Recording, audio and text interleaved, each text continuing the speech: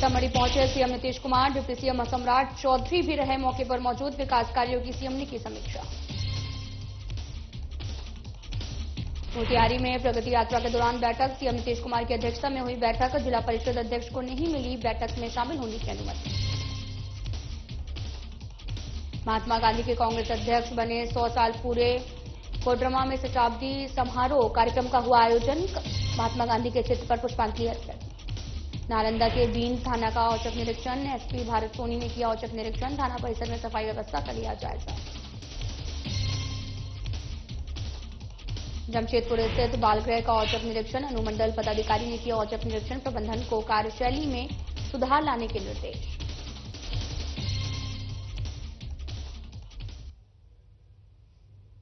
नमस्कार, मैं हूं आपके साथ अंकिता पाल। बुलेटिन की शुरुआत करते हैं। सीएम नीतीश कुमार सीतामढ़ी कलेक्ट्रेट पहुंचे, जहां उनके साथ में जेडीयू के सांसद, उप मुख्यमंत्री सम्राट चौधरी और साथ ही अन्य विधायक भी मौके पर मौजूद रहे। सीतामढ़ी कलेक्ट्रेट के परिचर्चा भवन में अधिकारियों के साथ में सीएम ने विकास योजनाओं की समीक्षा की है और लगभग 1 घंटे चली इस बैठक में सीएम नीतीश कुमार के द्वारा प्रशासनिक अधिकारियों को कई निर्देश भी दिए गए हैं।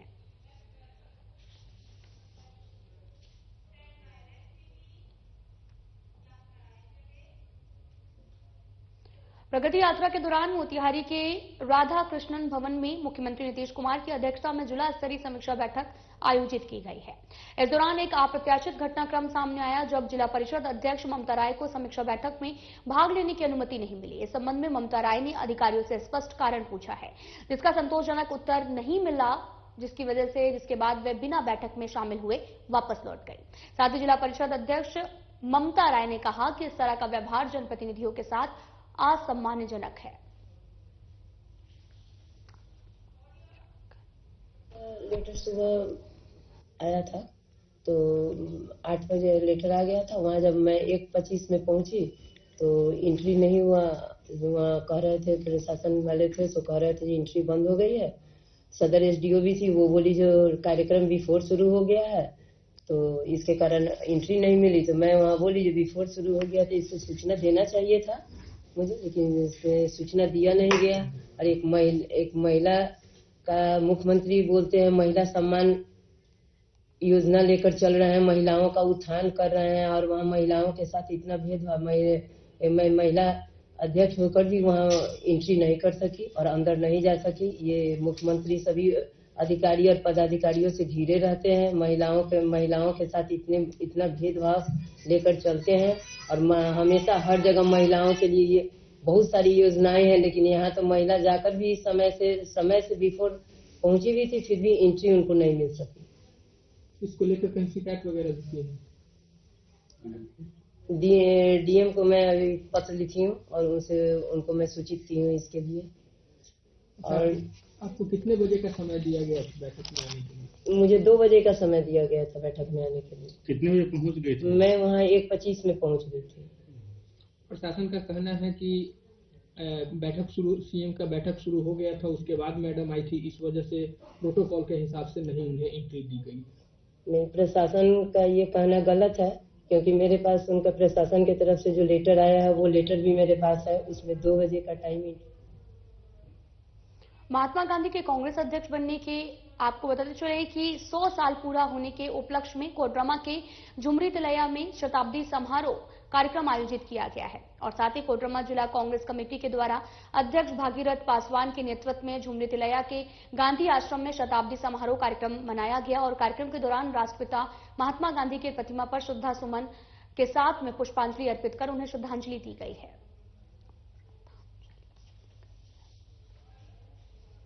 राष्ट्रीय कांग्रेस के अध्यक्ष बने, उनका नेतृत्व में भारतवर्ष का संपूर्ण विकास हुआ। हम गुलामी के जंजीर में जकड़े हुए थे, उनके नेतृत्व में हम भारत को आज़ादी हासिल हुई। आज़ादी हासिल होने के बाद छुआछूत की हमारे देश में जो प्रथा था उसको समाप्त किया गया। इनके नेतृत्व में संपूर्ण भारत में एक ऐसा संविधान बना कि सभी धर्म सभी जाति के लोग एक साथ मिलकर प्रजातंत्र में हम लोग रहने लगे और एक सुंदर भारत का निर्माण हुआ। आज क्या कार्यक्रम था? आज का उनके उनके नेतृत्व में, उनकी अध्यक्षता में जो हो रहे हैं शताब्दी समारोह के रूप में हम लोग झारखंड का पूरे भारत में मना रहे हैं। ये कार्यक्रम हो रहा है। क्या कुछ जिला कांग्रेस कमेटी के तत्वाधान में जो है एक शताब्दी समारोह का आयोजन किया गया। यह शताब्दी समारोह का मुख्य उद्देश्य है कि हमारे राष्ट्रपिता महात्मा गांधी का 100 साल कांग्रेस पार्टी के अध्यक्ष के रूप में आज कार्यकाल पूरा हो रहा है। इस कार्यक्रम के प्रभारी के रूप में हमारे बीच उपस्थित अवधेश सिंह जी हैं, जो हजारीबाग कांग्रेस कमेटी के पूर्व जिला अध्यक्ष भी रह चुके हैं। हमारे बीच जिला विश्व स्तरीय के उपाध्यक्ष और जिला कांग्रेस के वरीय नेत्री लीलावती मेहता जी हैं, प्रदीप सिंह जी हैं, दशरथ पासवान जी हैं, अनवारुल हक साहब हैं, जिला परिषद के सदस्य लक्ष्मण जी हैं, नसीम जी हैं और सभी प्रखंड अध्यक्ष, सभी वरिष्ठ कांग्रेस जन की उपस्थिति में आज हम लोग शताब्दी समारोह मनाए हैं। महात्मा गांधी का जो अध्यक्ष कांग्रेस पार्टी का अध्यक्ष बने थे, उनका आज 100 साल पूरा हुआ है। इसी के उपलक्ष्य में उनके हम लोग कोडरमा कांग्रेस कमेटी के द्वारा जहाँ तक होगा जब तक उनका शताब्दी मनाया जा रहा है। हमारे बापूजी का कहना था कि सत्य ही ईश्वर है और अहिंसा ही परम धर्म है।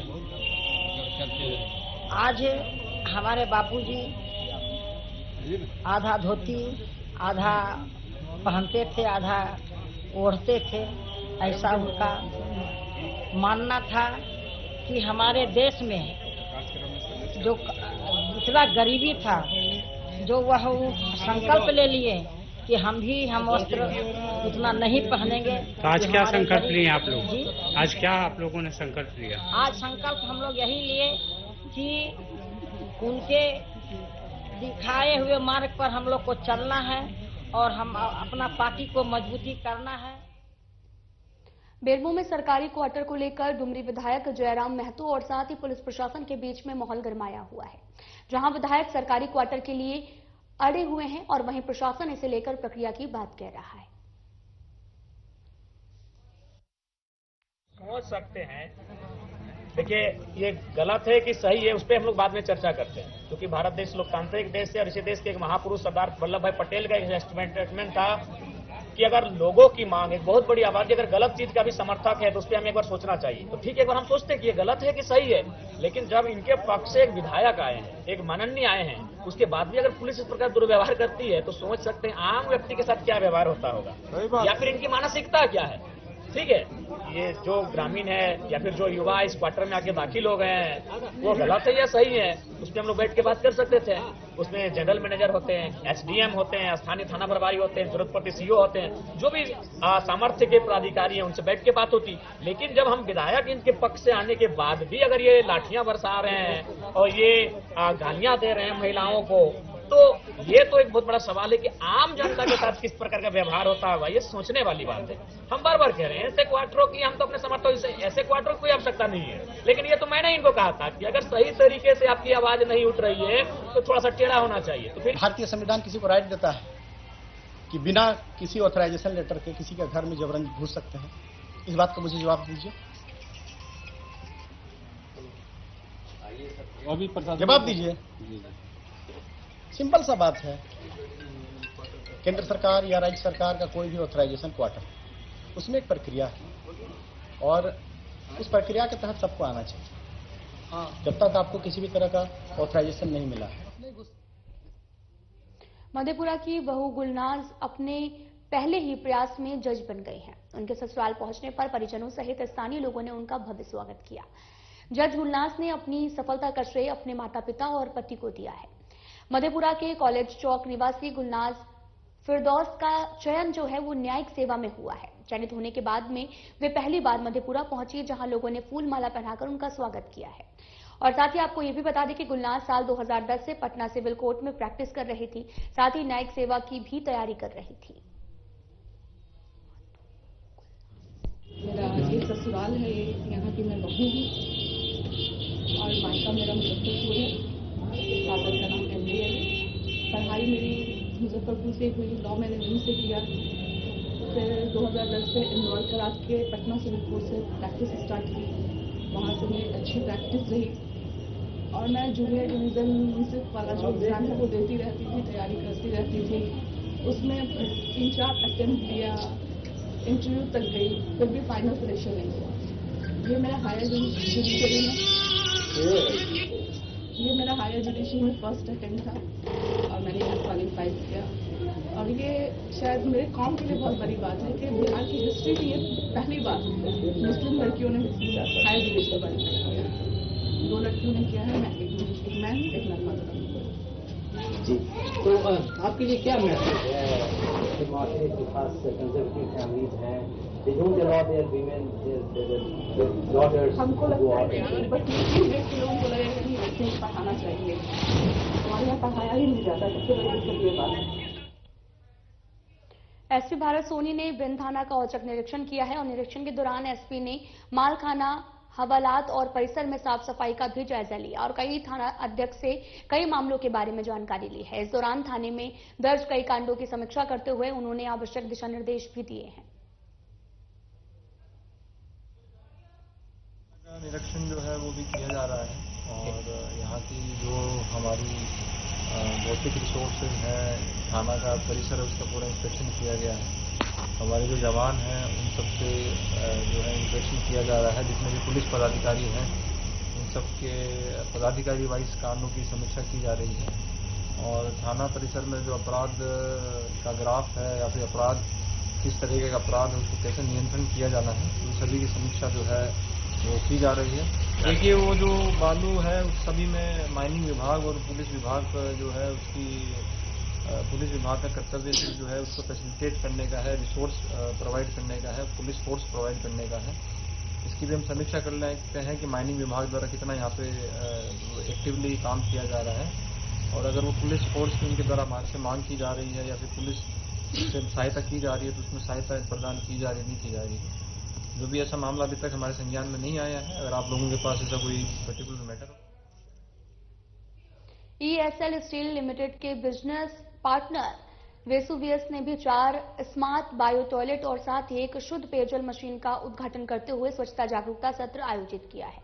ये पहला, आपको बताते चले कि मासिक धर्म स्वच्छता जागरूकता सत्र ESL की CSR परियोजना SLO की एक नियमित गतिविधि है।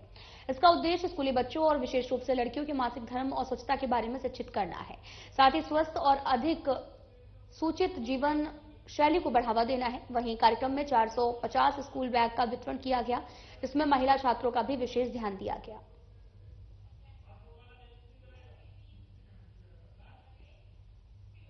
प्रधानमंत्री ग्राम सड़क योजना से ग्रामीणों को भरपूर लाभ मिल रहा है। सड़क बनने से ग्रामीणों के रोजगार में वृद्धि हुई है और साथ ही आपको बताते चले कि कमला बेड़ा से भी प्रधान टोला होते हुए बागाबान तक करीबन 8 किलोमीटर तक सड़क का निर्माण हुआ है, जो निर्माण कार्य विभाग जमशेदपुर के द्वारा किया गया है। कहना चाहेंगे कि हम लोग का रोड बन के बहुत अच्छा हुआ। अभी तो बंगाल से भी हम लोग का सब्जी उब्जी आ रहा है, इसमें थोड़ा सस्ता भी पड़ रहा है। सामने बाजार है तो बाजार होने से भी पहले तो आदमी आने नहीं पा रहा था, अभी रोड बन के बंगाल का माल आ रहा है, अभी हम लोग का सुविधा हो रहा है। इसके लिए यही बोलना चाहता हूँ कि इस रोड होके हम लोग का बहुत ही सुविधा हुआ है, क्योंकि बंगाल बॉर्डर से होते हुए हमारा जमशेदपुर आना जाना वाला रोड है। ये लेबर पब्लिक जो सब्जी बेचने वाला जो आदमी है उन लोग के लिए बहुत ही सुविधा हुआ है। और ऊपर से कि पहले बहुत जाने आने का लायक ही नहीं था, अभी फिलहाल मरम्मत होके बहुत बढ़िया हो गया है, ताकि डर भय बोल के कोई चीज नहीं रहा। आदमी का आने जाने रात 12 बजे 1 बजे अब जा सकता, कोई दिक्कत नहीं है। रास्ता एकदम क्लियर है, यहाँ से लेके चला जाइए सीधा बंगाल बॉर्डर चला जा रहा, बंगाल से होते हुए टाटा आना जाना। हम लोग का कम से कम हजारों 5,000 10,000 आदमी आना जाना कर रहा। लेबर पूरा बंगाल से आता है, टाटा जमशेदपुर झारखंड आता है हमारा काम करने के लिए, रोजी रोटी कमाने के लिए डेली आना जाना चलते रहता है। इस रोड के बारे में तो पहले जैसे था तो बहुत खराब था रास्ता, अभी मोटा मोटी बन गया तो फिर आने जाने के लिए हम लोग का थोड़ा सुविधा हुआ। और जो भी यहाँ से जो रोड टच किया है आने जाने के लिए, जैसे सब्जी बेचने कोई काम में जाता है तो उनके लिए थोड़ा सा मतलब कि रोड बढ़िया हुआ तो आने जाने में सुविधा। जमशेदपुर अनुमंडल पदाधिकारी ने ऑब्जर्वेशन होम एवं बाल गृह का औचक निरीक्षण किया है। निरीक्षण के क्रम में बीड़ी, गांजा, मोबाइल, रस्सी आदि मिलने पर अनुमंडल पदाधिकारी ने नाराजगी जताते हुए प्रबंधन को कार्यशैली में सुधार लाने का सख्त निर्देश दिया है। बताया यह भी गया कि जिला के उपायुक्त अन्य मित्तल के दिशा निर्देश के अनुसार जो है वो अनुमंडल पदाधिकारी शताब्दी माजूमदार और द्वारा जो है ऑब्जर्वेशन होम एवं बाल गृह का औचक निरीक्षण किया गया। इस मौके पर कार्यपालक दंडाधिकारी चंद्रजीत सिंह एवं सुदीप राज भी मौजूद रहे।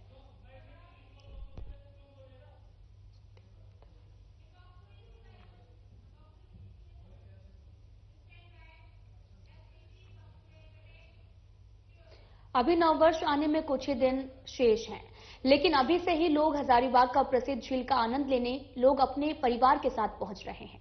वहीं दूसरी तरफ यहां पर काफी गंदगी भी नजर आ रही है। इसी को लेकर हमारे हजारीबाग संवाददाता प्रमोद खंडेवाल ने जायजा लिया है। हजारीबाग की बात कर रहे हैं जी, बिल्कुल कुछ दिन शेष बचे हैं नववर्ष को। अभी हम है हृदयस्थली कहे जाने वाला मनोरम दृश्य झील, और आप ये देख सकते हैं कि लोग तो आ ही रहे हैं, क्योंकि 25 दिसंबर के बाद से ही लोगों का आवागमन प्रारंभ हो जाता है, चाहे वो पुरुष हो, महिला हो या छोटे बच्चे हो। वोटिंग फिलहाल वर्तमान की अगर बात करें तो वो प्रारंभ नहीं हुई है, लेकिन कहीं न कहीं यहाँ पर गंदगी का अंबार भी है। आप ये देख सकते हैं कि लोग आते हैं, खाते हैं और यहीं पर जूठा छोड़ जाते हैं। हमारे साथ कुछ लोग हैं जो घूमने के लिए आते हैं सुबह शाम, हम उनसे बात करना चाहेंगे। क्या कहेंगे मैम? लोग तो आते हैं वैसे जॉगिंग ये वॉक करने के लिए, शाम को भी आते हैं, कभी कभी सुबह भी आ जाते हैं। लेकिन नगर निगम की लाख कोशिशों के बावजूद भी यहाँ जो गंदगी फैली हुई है, नागरिक हमारा कर्तव्य भी बनता है कि हम जो कुछ खाते हैं पीते हैं उसको डस्टबिन में डालें, बट हम लोग भी इसमें काफी पीछे हैं।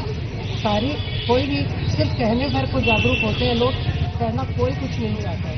इस वजह से यहाँ गंदगी का अंबार फैला हुआ है। काफी कई बार तो ये होता है कि सीढ़ी में बैठने की जगह नहीं होती है, सिर्फ मूंगफली और ये जो पैकेट वगैरह होते हैं खाने पीने के, वो इस तरह से फैले हुए रहते हैं कि आदमी को बैठने की जगह ही नहीं मिलती है। क्या कहेंगे मैडम? सही है नहीं, क्योंकि जिस तरीके से नया साल अब पास है, सफाई पूरी तरह होनी चाहिए, और ये इसकी हालत बद से बदतर हो रही है, लेकिन सफाई पूरी होनी चाहिए। नगर निगम सफाई करवा भी देगी, क्योंकि पब्लिक मानेगी। जी बिल्कुल स्वाभाविक सी बात है, नगर निगम तो सफाई कर देगी, लेकिन जो लोग यहाँ पे घूमने आते हैं, टहलने आते हैं, बैठने के लिए आ रहे हो, नया वर्ष आ रहा है तो लोग उत्साह उमंग के साथ आते हैं, लेकिन इस तरह की गंदगी ना हो इस पर देखना लाजमी होगा कि इसकी सफाई कब होती है। अपने से हुई कैमरामैन के साथ में प्रमोद खंडेलवाल, साधना प्लस न्यूज, हजारीबाग।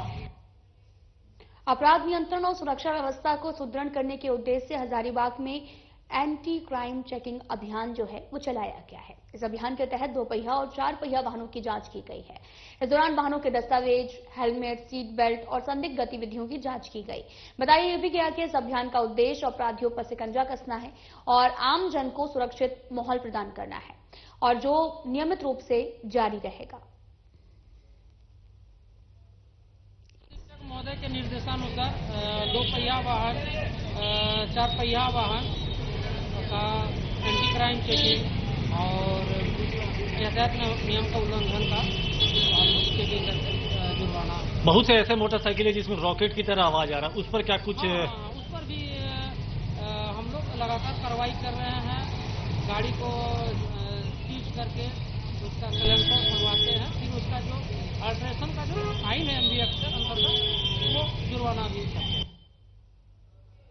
महाविद्यालय जामताड़ा में 7वें वेतनमान और साथ ही ACP, MACP भुगतान आदि मांगों को लेकर महीने भर से महाविद्यालय के शिक्षकेतर कर्मचारी जो हैं वो लगातार अनिश्चितकालीन हड़ताल जारी है, जिससे महाविद्यालय के छात्र छात्राओं को काफी समस्या का सामना करना पड़ रहा है और कार्य भी बाधित है। बताया यह भी जा रहा है कि लगभग 1 महीना बीत जाने के बावजूद भी विश्वविद्यालय प्रशासन, कॉलेज प्रशासन एवं सरकार के द्वारा कोई भी पहल नहीं की गई। साथ ही आपको यह भी बता दें कि हड़ताल कर्मियों को अखिल भारतीय विद्यार्थी परिषद जामताड़ा ने भी अपना समर्थन दिया है।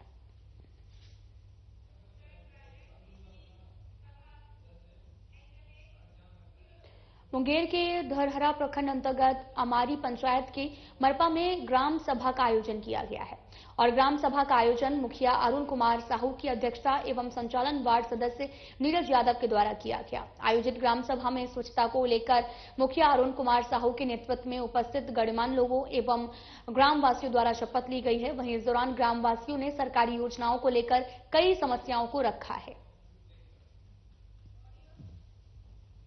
ग्राम पंचायत हमारे के ग्राम मरपा कला में एक ग्राम सभा का आयोजन किया गया। इसमें जनता की तमाम समस्याओं को सुना गया और उस पर हम लोग काम करेंगे।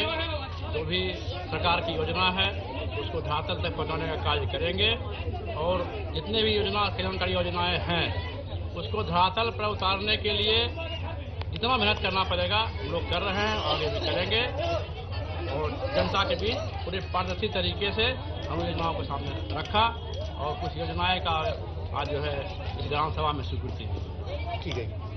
कई तरह की योजनाएं आई, नली गली, स्वास्थ्य केंद्र के विषय में बोला गया, जनता की और भी जो डिमांड था आवास विषय में बोला गया, शिक्षा के बारे में जो स्कूल यहाँ विद्यालय नहीं है, नल जल का पानी नहीं पहुँच पाता है, इस तरह की तमाम समस्या आई और इस पर हम लोग लिखित लेकर के इस पर काम करें।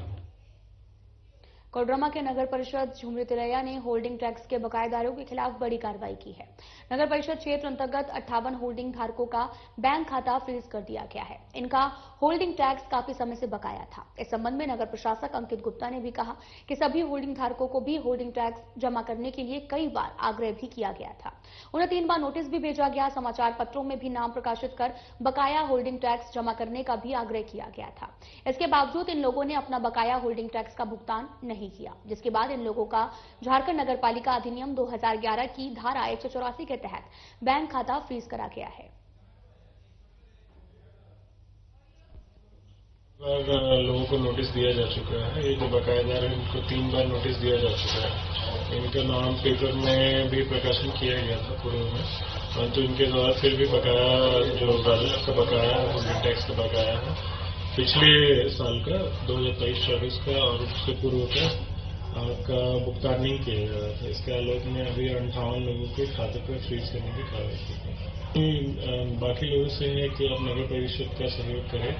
आपकी होल्डिंग टैक्स से ही हम साफ सफाई या कई नागरिक सुविधाओं को उपलब्ध करा पाते हैं, तो आपका सहयोग आवश्यक है। कोडरमा जिला के नगर परिषद झुमरी तिलैया और नगर परिषद के द्वारा 58 होल्डिंग टैक्स बकायेदारों के अकाउंट को फ्रीज कर दिया गया है। चूंकि इन्हें नगर परिषद झुमरी तिलैया की ओर से 3 बार नोटिस भेजा गया था, परंतु इन्होंने अपना बकाया होल्डिंग टैक्स जमा नहीं किया। इसी मामले को लेकर नगर परिषद प्रशासक अंकित गुप्ता ने बताया कि जो होल्डिंग टैक्स बकायेदार हैं उन्हें कई बार नोटिस दिया गया था, परंतु उनके द्वारा जो बकाया होल्डिंग टैक्स था उसे जमा नहीं किया गया है। उसी को लेकर बड़ी कार्रवाई की गई है। साथ ही उन्होंने कहा कि जो भी झुमरी तिलैया नगर परिषद क्षेत्र के होल्डिंग टैक्स बकायेदार हैं, जिनके ऊपर अधिक बकाया हो गया है होल्डिंग टैक्स, वे शीघ्र ही जमा कर दें, अन्यथा उनके विरुद्ध भी आगे कार्रवाई की जाएगी। खबर समस्तीपुर से है, जहां पर तेज रफ्तार का कहर देखने को मिला है और तेल टैंकर और स्कॉर्पियो में सीधी टक्कर हो गई है, जिसमें स्कॉर्पियो के परखच्चे तक उड़ गए। वहीं राहत की बात यह रही कि इस हादसे में किसी के हताहत होने की खबर नहीं है। स्कॉर्पियो सवार सभी लोगों को केवल हल्की चोटें आई हैं। घटना की सूचना पर मौके पर पहुंची पुलिस आगे की कार्रवाई में जुट गई है। घटना मुफस्सिल थाना क्षेत्र के समस्तीपुर रोसड़ा मार्ग के विशनपुर मल्लाहा टोली मोरदीवा का है।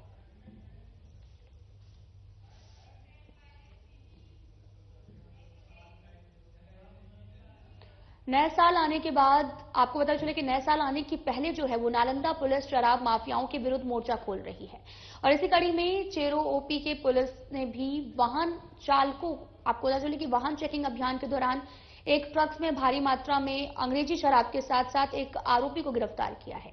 इस संबंध में डीएसपी संजय कुमार जायसवाल ने बताया कि गुप्त सूचना के आधार पर बख्तियारपुर रजौली 4 लेन NS-20 पर भी खरुआरा मोड़ के पास में नाकाबंदी कर वाहन चेकिंग चलाया गया है और इसी क्रम में जो है 559 कार्टून अंग्रेजी शराब बरामद हुई है। सुबह चेरो थाना पर एक सूचना प्राप्त हुई कि हजारीबाग झारखंड की तरफ से एक ट्रक जिसके ऊपर की धान की भूसी लदी हुई है और उसके नीचे छिपा करके अंग्रेजी शराब के कार्टन लोड कर महुआ वैशाली की तरफ ले जाया जा रहा है। इस आसूचना पर थानाध्यक्ष चेरो द्वारा त्वरित कार्रवाई की गई और सशस्त्र बल के साथ एनएच पर खरवारा मोड़ के पास नाकाबंदी की गई और वाहन चेकिंग शुरू किया गया। इस क्रम में जो हजारीबाग की तरफ से सशस्त्र बल की सहायता से ड्राइवर को पकड़ लिया गया। ड्राइवर के बदन की और ट्रक की विधिवत तलाशी ली गई। तलाशी में ऊपर धान की भूसी के नीचे छिपा कर रखा गया अंग्रेजी शराब इंपीरियल ब्लू और इंपीरियल ब्लैक था।